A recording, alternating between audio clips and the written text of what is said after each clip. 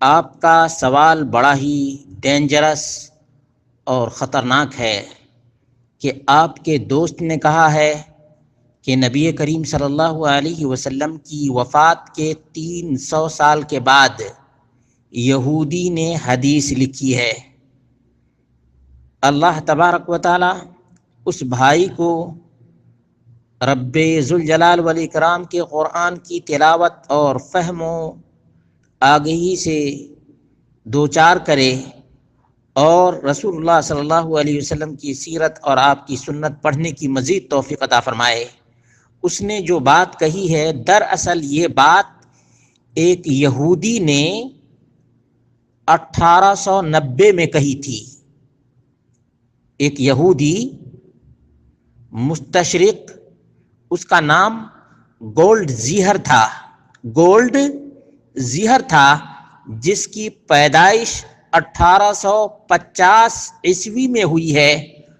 اور وہ 1921 میں ہلاک اور برباد ہو گیا ہے۔ اس نے جرمنی زبان میں کتاب لکھی، اس کا نام تھا محمد نیچے اسٹوڈین، یہ کتاب کا نام ہے اور اس کا لکھنے والا یہودی ہے اور اس کا نام یاد رکھے گا گولڈ زیہر ہے۔ اس کی کتاب 1890 میں چھپی ہے جرمنی زبان میں، اور اس نے بڑی کوشش کی کہ مسلمانوں کو اسلام کے اصول اور ضوابط سے دور کیا جائے۔ اس کے لیے کوئی راستہ اور کوئی چارہ نہیں ملا، تو اس نے احادیث مصطفیٰ صلی اللہ علیہ وسلم پہ تشکیک اور شبہات کریٹ کرنا شروع کیا۔ نتیجہ یہ ہوا کہ بہت سے لوگ جن کو عربی زبان سے واقفیت نہیں تھی اور نہ ہی قرآنی تعلیمات سے آگہی تھی اور صرف یورپین زبانوں کو جانتے تھے، وہی لوگ گولڈ زیہر کی کتاب سے متاثر ہوئے، ورنہ کتاب و سنت کے ماننے والے جس طرح سے نبی کریم صلی اللہ علیہ وسلم کے زمانے میں اطیعوا اللہ و اطیعوا الرسول کے پابند تھے، اسی طرح سے آج بھی ہیں اور قیامت کی صبح تک رہیں گے۔ لیکن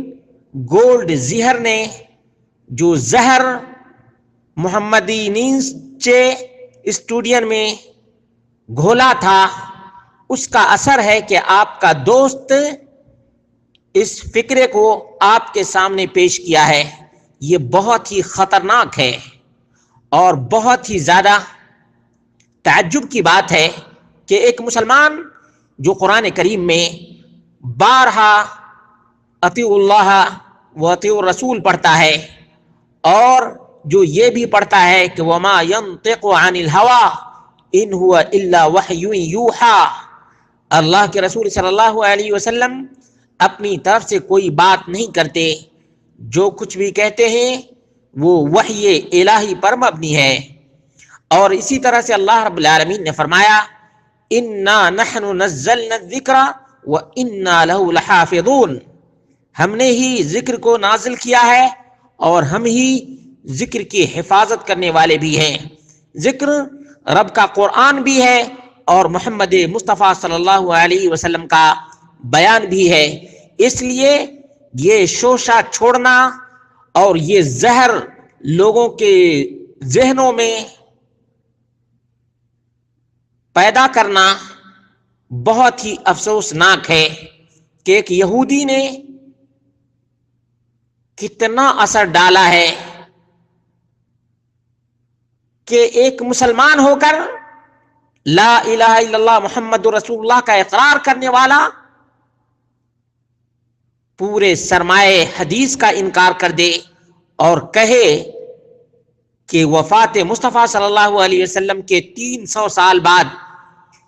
یہ حدیثیں لکھی گئی۔ امام مالک کی موطا آج بھی موجود ہے، اور آج سے 1400 سال پہلے امام مالک کے زمانے میں جس طرح سے ہاتھ سے لکھی ہوئی کتاب تھی، آج بھی مخطوطات کی شکل میں موجود ہے۔ اسی طرح سے وہب ابن منبہ کی کتاب آج بھی برلین کی لائبریری میں موجود ہے۔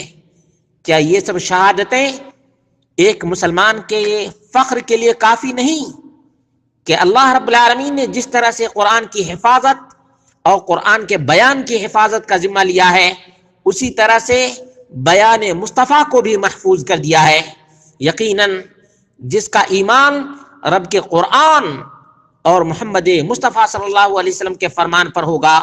وہ یہودی کی بات میں کبھی نہیں آئے گا۔ اسی لیے ہم نے تاریخ کے اوراق میں دیکھا ہے کہ گولڈ زہر یہودی نے جو زہر پھیلایا تھا،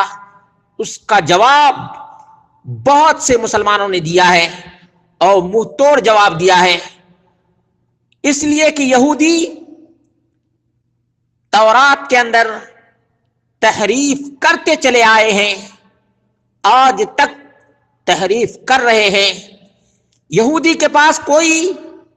محفوظ کتاب نہیں، اسی لیے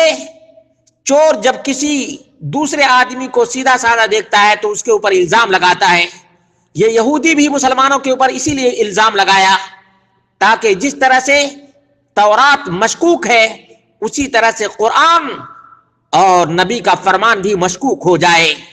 لیکن جس کا حامی ہو خدا، اس کو مٹا سکتا ہے کون؟ اس کو مٹا سکتا ہے کون؟ گول زہر پھیلا کر مر گیا،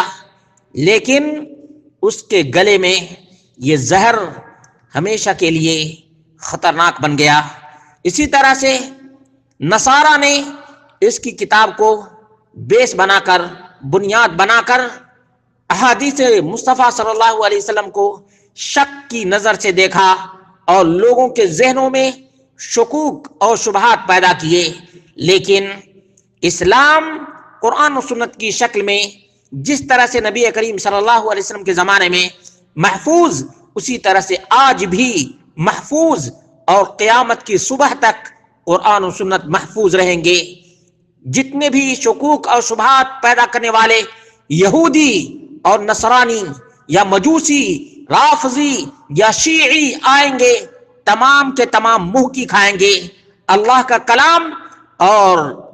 کلام الہی کا بیان دونوں کے دونوں محفوظ ہیں اور محفوظ رہیں گے۔ ہمارا ایمان بھی ہے اور ہمارے پاس دلائل بھی ہیں، براہین بھی ہیں اور ثبوت بھی ہیں۔